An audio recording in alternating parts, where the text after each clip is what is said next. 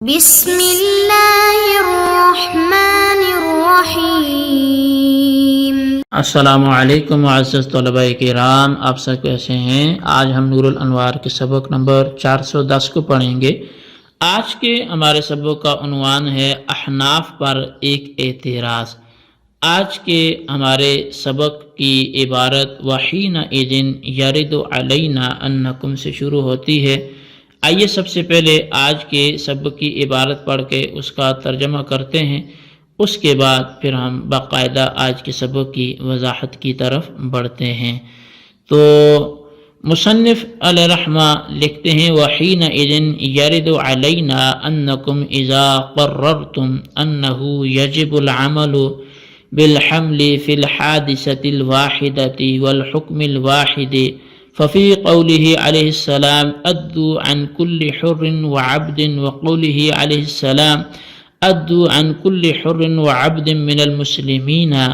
ينبغي أن يحمل المطلق على المقيد إذ الحادثة واحدة وهو صدقة الفطر والحكم واحد وهو أداء الصاع أو نصفه۔ اور اس وقت ہم پر ایک اعتراض وارد ہوگا کہ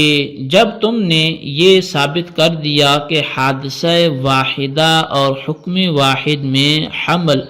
مطلق علی المقید پر عمل کرنا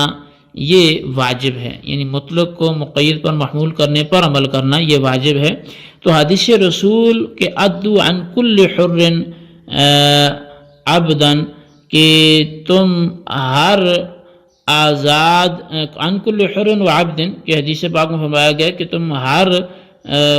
آزاد اور غلام سے کیا کرو؟ ادا کرو۔ اور حدیث یہ ہے کہ عن کل حر و عبد من المسلمین بھی ہے،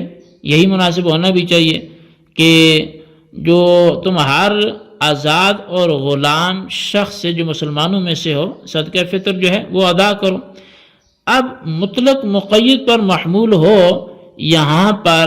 کہتے ہیں کہ حادثہ یعنی صدقہ فطر ایک ہے اور حکم یعنی وہ ایک سا یا نصف سا ادا کرنا بھی ایک ہے، تو فأجاب بقوله في صدقة الفطر ورد النصان في السبب ولا مزاحمة في الأسباب فوجب الجمع بينهما، يعني أن ما قلنا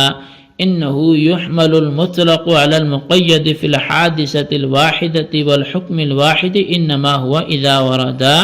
في الحكم المتضاد، وأما إذا وردا في الأسباب أو الشروط فلا مضايقة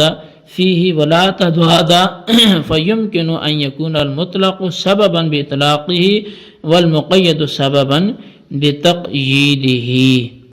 بس مصنف نے اپنے اس قول سے جواب دیا کہ صدقہ فطر میں جو نص وارد ہوئی ہے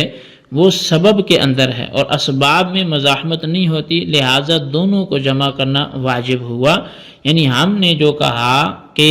حادثہ واحدہ اور حکم واحد میں مطلق کو مقید پر محمول کیا جاتا ہے، یہ اس وقت ہے جب کہ دونوں متضاد حکم میں وارد ہوں، اور جب اسباب یا شروط میں وارد ہوں تو اس میں کوئی مذائقہ نہیں ہے اور کوئی تضاد نہیں ہے، تو پس ممکن ہے کہ مطلق اپنے اطلاق کے ساتھ ایک سبب ہو اور مقید اپنی تقیید کے ساتھ ایک سبب ہو۔ فالحاصل ان فی اتحاد الحکم والحادثة یجب الحمل بالاتفاق وفی تعددهما یجب الحمل بالاتفاق وفیما سواهما اختلاف وتحقیق ذلك فی التوضیح۔ اور خلاصہ کلام اور حاصل کلام یہ ہے کہ حکم اور حادثہ کے ایک ہونے کی صورت میں حمل مذکور بالاتفاق واجب ہے، اور ان کے متعدد ہونے کی صورت میں حمل بالاتفاق واجب نہیں ہے۔ ان دونوں صورتوں کے علاوہ میں اختلاف ہے، اس کی مزید جو تحقیق ہے وہ توضیح میں ہے۔ جی طلبہ کرام، یہ تھی ہمارے آج کے سبق کی عبارت، اس کا ترجمہ۔ آئیے اس کی وضاحت کی طرف بڑھتے ہیں۔ در حقیقت اس عبارت میں احناف پر ایک وارد ہونے والے اعتراض کو ذکر کیا گیا ہے، اور اس کی تحقیق اور اس کا حاصل یہ ہے کہ تم حنفیوں نے اس بات کو ثابت کیا ہے کہ مطلق اور مقید اگر ایک حادثہ کو ایک حکم میں مذکور ہوں،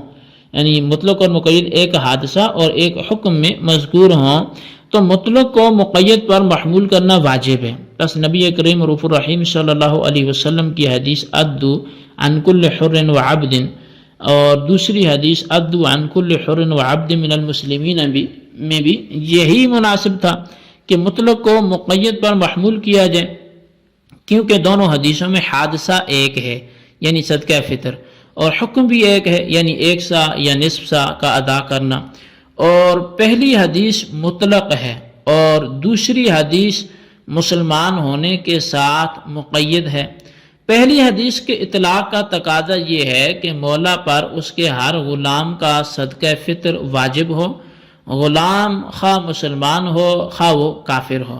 اور دوسری حدیث کی تقجید کا تقاضا یہ ہے کہ مولا پر صرف مسلمان غلام کا صدقہ فطر واجب ہو اور کافر غلام کا صدقہ فطر واجب نہ ہو۔ اب احناف کے نزدیک چونکہ مولا پر کافر غلام کا صدقہ فطر بھی واجب ہوتا ہے، اس لیے معلوم ہوا کہ احناف نے حدیث مطلق کو حدیث مقید پر محمول نہیں کیا، کیونکہ اگر احناف حدیث مطلق کو حدیث مقید پر محمول کرتے تو احناف کے نزدیک مولا پر صرف مسلمان غلام کا صدقہ فطر واجب ہوتا اور کافر کا واجب نہ ہوتا، چونکہ حدیث میں یہ تھا کہ ادو عن کل حر و عبد من المسلمین، تو مسلمانوں میں سے جو غلام ہوگا تو اسی کی طرف سے آقا صدقہ فطر بھی ادا کرے گا۔ تو پس احناف کے نزدیک مولا پر کافر غلام کے صدقہ فطر کا واجب ہونا یہ اس بات کی دلیل ہے کہ احناف نے حدیث کے جو اطلاق تھا اس پر عمل نہیں کی، اس پر عمل کیا ہے اور اس کو حدیث مقید پر محمول نہیں کیا ہے، بلکہ مطلق ہی جاری رکھ کر اس پر عمل کر لیا۔ حالانکہ جو اصول اور قاعدہ تھا کہ حادثہ اور حکم کے ایک ہونے کی وجہ سے مطلق کو مقید پر محمول کرنا تھا، تو وہ نہیں کیا گیا، تو اپنے ہی قاعدے کے خلاف کیوں کیا گیا؟ یا آپ وہ قاعدہ چھوڑ دیں یا پھر یہاں آپ کو مطلق کو مقید پر محمول کرنا چاہیے تھا، اور اس غلام کی ہی طرف سے صدقہ فطر واجب ہونا چاہیے تھا جو کہ مسلمان ہو، اور دوسری حدیث کو اسی تقیید پر جاری رکھتے من المسلمین کے ساتھ۔ تو اس کا جواب کیا ہوگا؟ اب اس کا جواب یہ ہے کہ صدقہ فطر میں جو دو نص وارد ہوئی ہیں وہ اسباب کے اندر ہیں، اور اسباب میں تضاد اور تزاحم نہیں ہوتا، کیونکہ ایک شے کے متعدد اسباب ہو سکتے ہیں۔ بس جب اسباب میں تضاد اور تزاحم نہیں ہوتا تو دونوں پر عمل کرنا وہ واجب ہوگا، یعنی حدیث جو مطلق ہے اور حدیث مقید دونوں پر عمل کرنا واجب ہوگا۔ تو حاصل یہ کہ حادثہ واحدہ اور حکم واحد میں مطلق کو مقید پر محمول کرنا اس وقت واجب ہوگا جبکہ نص مطلق اور نص مقید دونوں کسی ایک حکم متضاد میں وارد ہوں، لیکن اگر اسباب یا شروط میں وارد ہوں تو اس میں کوئی مذائقہ اور تضاد نہیں ہوگا، یعنی دونوں میں سے ہر ایک پر علیحدہ علیحدہ عمل کرنا واجب ہوگا، مطلق کو مقید پر محمول کرنے کی کوئی ضرورت نہیں ہوگی۔ بس مسئلہ مذکورہ میں صدقہ فطر کے وجوب کا سبب وہ رأس ہے، اور یہ رأس پہلی حدیث میں مطلق ہے اور دوسری حدیث میں اسلام کی قید کے ساتھ مقید ہے، لہذا مطلق اپنے اطلاق کے ساتھ صدقہ فطر کے وجوب کا سبب ہوگا اور مقید اپنی تقیید کے ساتھ صدقہ فطر کے وجوب کا سبب ہوگا، یعنی پہلی حدیث کی وجہ سے مطلق رأس سبب ہوگا، خواہ کافر ہو خواہ مسلمان ہو، اور دوسری حدیث کی وجہ سے صرف رأس مسلم یہ سبب ہوگا، اور ان دونوں میں کوئی تضاد نہیں ہے،